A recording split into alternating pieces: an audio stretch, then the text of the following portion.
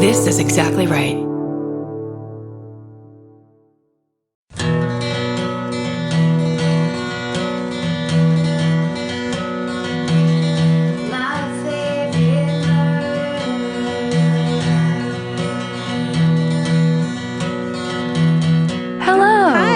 And welcome to My Favorite Murder, the Minisode, where we read you back your things.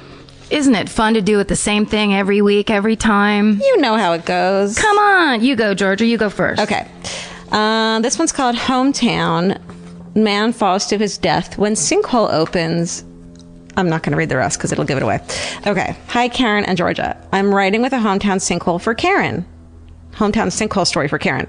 I grew up in the gold mining town of Grass Valley, located in Northern California. Hell yeah. This area of the Sierra Nevada foothills was heavily mined for gold in the late 1800s to early 1900s.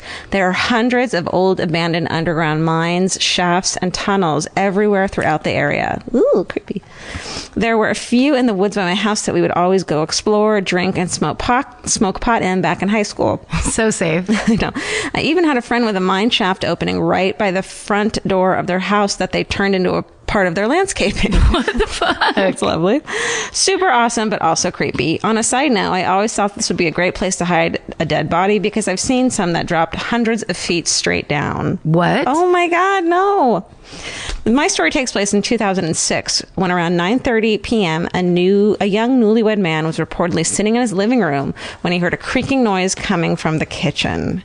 He went to investigate when suddenly an old underground mine collapsed and a giant sinkhole opened up right beneath him in the middle of the house. Fuck. He plummeted 10 feet and was covered by the rubble. His pregnant wife was asleep upstairs and was awoken by the crash. She got out of the house safely and called 911. From the outside of the house, everything still looked normal, but when you looked inside, there was an enormous sinkhole in the middle of it. It took rescuers a couple days to recover his body because the ground continued to shift and the sinkhole grew beyond the load-bearing walls of the house. Fuck. They decided it was best to demolish the condemned home before going back in for fear it would collapse on top of them during the recovery effort. The sinkhole had doubled in size by then to 30 feet wide and 20 feet deep. A second sinkhole was also opened up about 50 feet from the home. Such a sad and crazy story. There is often no ground evidence that an old mine could be just 5 feet below the surface. Oh my God. Love you ladies so much, Stephanie. Sorry, did the guy die? Yeah. Oh, shit. Yeah. That's, I mean, in the middle of your house. Yeah.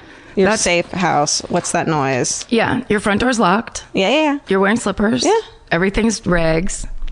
Boom. Crash. The ground opens up in a circle. Did you see, this is a big fear of mine, in Orange County, a fucking helicopter crashed into someone's house. Yes, and that helicopter was the helicopter factory that we were touring yesterday. What? That's what I was doing yesterday. During the same day that you were touring a helicopter factory? The same one helicopter. One of their helicopters? Yes. The R-44. Did they freak out? I think so. They're still trying to figure out if it's operator error because they make all their own, all their own parts. Uh-huh. So it's not like except for the engine, which is a Rolls-Royce engine.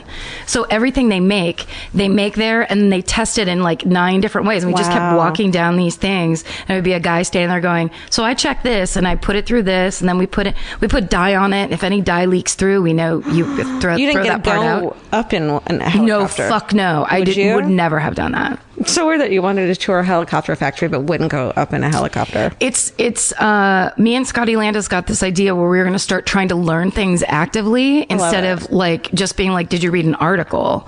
Like go do it in person. And we have been trying to do this for 6 months and we finally, it would be like we'd figure out a place and then one of us would flake or we would call and they'd be like, oh, you need like a JPL where like I was like JPL tour, that's amazing. You have to get like top government clearance and it takes 6 months. Oh my God. It's some crazy shit. You can't have a murder podcast. Yes. If we're going to go in. I mean, exactly. They're like, no, we don't like your kind around here. So anyway. That's crazy. That's scary. It was, I mean, what a day. Yeah. Okay, well, Steven he's themed us out because I also have a sinkhole. Okay. And this one actually sounds familiar. So you can tell me whether or not you've told me this story or if we've done it. But it's a creepy neighborhood sinkhole. I was listening to this week's episode, Proclensity, and I was so excited to hear about Karen's passion for sinkholes. I live in Orlando, Florida, where sinkholes are fairly common occurrence. While the thought of a sinkhole opening up under your house is terrifying, I've never heard of a sinkhole being as creepy as the one in my neighborhood. At the end of the street, there is a sinkhole called Emerald Springs, also known by a way cooler name, Mystery Sink. The sinkhole itself is very old and most likely first opened up around 200 years ago. What? It's approximately 400 to 500 feet deep, has an hourglass shape, making it very difficult to explore. It basically looks like a prehistoric watering hole. And in fact, the current owners had it landscaped by the same people who did Jurassic Park at Universal Studios. Oh, Steven, that's so you. So, Steven, do you enter the word Jurassic Park and then do a search that way? Yeah, it made me really happy. You're like, don't attack me. Yeah. Not for this. I'm proud of it. In the past, the area was open to the public as a cave diving spot until tragedy struck twice. In August 1970, a local scuba diving instructor named Hal Watts decided to dive Mystery Sink with 16-year-old diver Fred Schmidt. At some point during the dive, Hal became tangled in the safety line they were following into the cave. After freeing himself, he turned to check on Fred, but this 16-year-old was gone. A sweeping search revealed Fred's dive light had sunk about 50 feet deeper in the cave. Hal attempted to follow the light, but blacked out before reaching it and floated back to the top. Unfortunately, Fred never resurfaced. A few days later, a rescue dive team was called in to recover Fred's body. During the rescue search, another diver, Bud Sims, became tangled in the safety line. The team attempted to help Sims, but he became panicked, floated rapidly to the top of the sinkhole, hit his head on the bottom of the boat, then sunk to the bottom of the cave and disappeared. What? Neither diver has ever been found, and their remains still lie at the bottom of Mystery Sink. That's the creepiest thing I've ever heard. Isn't that insane? Yes. The land has since been sold, and the owners closed Mystery Sink to the public. That's a great fucking idea. I was lucky enough to be granted a tour of the land by the current owner, though you can stand at the fence and look down the sinkhole from the edge of the property. Oh my God. It gives me the creeps to think about the diver's bones floating around the cave. Ooh. Who knows what other mysteries or people lie beneath the surface. Totally. Thank you, ladies, for all you do. I'm a social worker for children, and your podcast has given me so much joy and laughter at the end of many dark days. Aww. Lots of love, Ashley. Oh my God. Shit. If it's been there for 200 years, then there's definitely other fucking bodies down there. And treasure. So much treasure. There's treasure and bodies. With America's #1 meal kit, HelloFresh, you'll get easy, seasonal recipes and pre-measured ingredients delivered right to your door. All you have to do is cook and enjoy. HelloFresh makes cooking delicious meals at home a reality. From step-by-step recipes to pre-measured ingredients, you'll have everything you need to get a wow-worthy dinner on the table in about 30 minutes. Say goodbye to endless grocery store trips and takeout. HelloFresh has you covered. There's something for everyone, from family recipes to calorie smart and vegetarian, and fun menu series like Hall of Fame and craft burgers. HelloFresh has more 5-star recipes than any other meal kit, so you'll know you're getting something incredible. HelloFresh is flexible and it fits your lifestyle. Easily change your delivery days, food preferences, and skip a week whenever you need. Break out of your dinner rut and make deliciousness part of every week with HelloFresh. I love that even though HelloFresh is super easy and they make it really basic and straightforward, you still feel like you're cooking this incredible home cooked dinner, and that makes me feel good about myself. And that instead of just ordering takeout, I'm actually making something and preparing something at home, and it feels good. So for $80 off your first month of HelloFresh, go to HelloFresh.com/murder80 and enter murder80. It's like receiving 8 meals for free only at HelloFresh.com/murder80, promo code murder80. Go buy. Okay. I think this is a little more lighthearted, but it's called 2 Attempted Murders.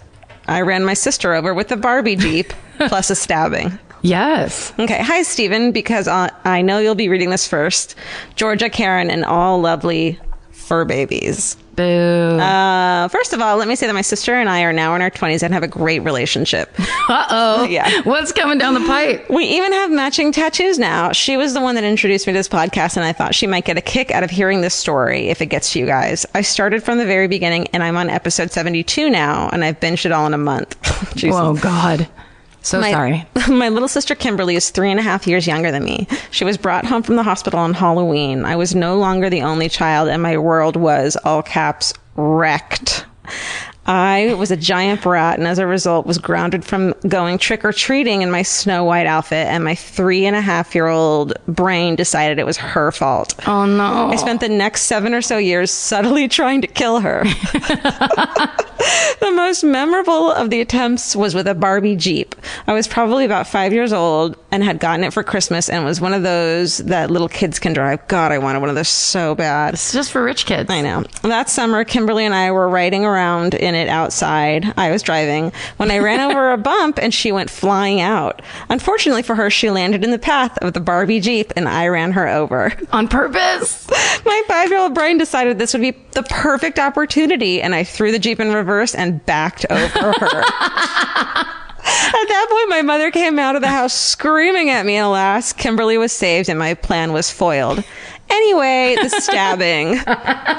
Stay with me here. My stepsister's mother's husband was brutally beaten and stabbed almost to death during a home invasion. We're going to go call the mom Allison and the husband Jack. The story goes that Allison and Jack were home one evening when intruders came into their home to rob it. I'm not sure if they thought the couple wasn't home, but Jack fought back and was beaten and stabbed so badly medical professionals had to put him in a medically induced coma. The crazy part about all of this is that Allison was home the entire time and said she had no idea this was going on. Holy shit. She was upstairs in the bathroom taking a bath while her husband was on the main floor fighting for his life. What the fuck? That's horrifying. What was she listening to? Sting Fields of Gold. Oh my God. Why? Very little was printed in the newspapers about this. There was a mention of the home invasion several months later, but little else. My theory is that Allison hired these guys to kill Jack. He's about 20 years older than she is and very well off. So far, Allison and Jack are still married and living together, but if I were Jack, I would be hella suspicious. SSTGM, Ashley. Jesus, Ashley. You're fucking starting some shit. Yeah, she is stirring it up. I mean, fuck. Yeah. She's accusing someone of having a murder plot foiled. Casting High aspersions. The highest dispersion. However, you can blast fields of gold, but I mean, but why would people? I don't think home invasion robberies are like regular. You know what I mean? Like, you don't break into someone's house if you're going there just to rob the house when they're home. Also, usually home invasion robberies, and I could be totally wrong, but first off, the dome is they do that with guns. Like, stabbing and beating isn't usually, they come in with guns, steal the shit, maybe pistol whip people, whatever. But like, they say stabbing is a much more personal attack. Yeah, and it's like the gun is easy to control people, so you don't even have to come near them to let them try to hit you or whatever. I mean, not to say that home invaders are nice, or that we know anything about or it, that we know anything about it. But listen, but if Ashley can say what she wants, so can we. Yeah, it's our podcast. What the fuck, Ashley? Stop trying to kill your sister. I love that she, or at least the way you told it, it was like she relished that story of running her sister over. My sister definitely tried to kill me a ton of times. Yeah. I think that's the way it is. Okay, so this email starts, my dad was almost assassinated on his first day of work. Parentheses, lighthearted. The Right Reverend Karen Kilgariff and Sir George Hardstark. Wow. Weird. Just coming in from kind of a Knights of the Round Table feel. Weird angle. Yeah. This is from George R.R. Martin. Not really. Okay, here's a hometown almost murder for you. I come from a Midwestern college town. Corn, soybeans, basketball, football, astrophysicists, Nobel Prize winners. What? You get the gist. I wasn't going to guess those last couple ones, but no. Okay. That's not usually on that a list that starts with corn. Unless they're turning it into, what do they make corn into? Hydrogen? Corn syrup. Okay. Popcorn? Sure. Maize. My parents moved there from the East Coast and in the 80s because my mom had gotten a job as an art history professor. She spent the whole plane ride out effectively accept the job, prepping for her talk, and only looked out the window on the return flight, at which point she found squares of flat, frozen farmland as far as the eye could see, and she was like, what have I done? But she dragged her born and bred Baltimore husband out there anyway. He's a smart guy. He made the decision early in their marriage to follow her career. My dad didn't have a job lined up when they rolled into the corn maze intellectual capital, But after a lot of time spent pounding the pavement and not getting hired, he somehow charmed his way into a position as a college counselor at the local community college. His first day, he shows up, meets his secretary, and then settles down at his desk. Within like 5 minutes, his phone rings. Hello, he says. Hi, says a man's voice. I have a gun and I'm coming to campus to kill you. What? Oh, says my dad. I'm sorry, but guns aren't allowed on campus. There's a silence on the other end of the phone, and the man says, what are the borders of the campus? And so my dad spends 5 solid minutes on the phone with this guy explaining which intersections connect to which parking lots or whatever that make up the campus map. And meanwhile, he's throwing little scraps of paper at his secretary through the door to try to get her attention. When she finally comes in, he hands her a Post-it note that essentially says, a man with a gun will soon be getting in his car at X location. Send the police, please, and thank you. She runs off, and eventually the guy on the phone says, okay, I'll wait off campus until you get off work, and then I'll kill you, and hangs up. Oh my God. Dad just sits in his office and waits, and I guess fills out the first day HR paperwork. Sometime that afternoon, police call him and break the news that yes, there was a man with a gun patiently waiting on the edge of campus to kill him. Obviously, the guy actually wanted to kill Dad's predecessor, which is comforting information to think about as I hang out on the job market. When Mom asked Dad how his first day went that night, he was like, well, they can only improve. He's an optimistic dude. Oh my God. The gun guy got released from police custody, but happily did not go on to murder my father. Hopefully he got his life together. He did die eventually, which was obviously ultimately and probably not a happy story. And I kind of feel for him. Even though he did briefly want to kill my dad, he clearly had his shit going on. Thanks you guys so much for this podcast, which has got me through a lot of dark nights of the soul, and which has only once caused me to pull over my car on a busy highway because I thought I was about to pass out. Oh no. I would have been at your show in Kansas City, but instead I was in my parents' basement at a Frank Sinatra party. Regrets, I've had a few. XO Jackie. Jackie, you're a good writer. Jackie, that was the best. That's so hilarious to react in that situation of just like, okay, yeah, let's talk about the borders of the campus. Right. Let me go over this with you. Yeah. And the person does not expect that. They expect you to panic. Yeah. Beg. Yeah. No, it's like, let's do this correctly. Yeah. You can't, if you're coming to campus to kill me, you have to wait. Yeah. And really abide by the rules. Don't get in trouble for having a gun on campus. No. Save that for the murder. In addition to being, you're going to add an additional 5 years to your sentence. Yeah. Keep it low. Yeah. Keep it loose. Keep it low and loose. All right. Well, that's that, right? Yeah. You guys send your, very loose term hometown murders to us at myfavoritemurder@gmail.com. I mean, now it's almost, we could start calling this listener mail. Listener mail. We're going all into so many other. Yeah. I mean, there's apparently a lot of sinkhole stories, right, Stephen? Sinkhole found in walls. First responders. We haven't had first responders in a while. Yeah. Maybe can we get a really cool one of those, please? Please.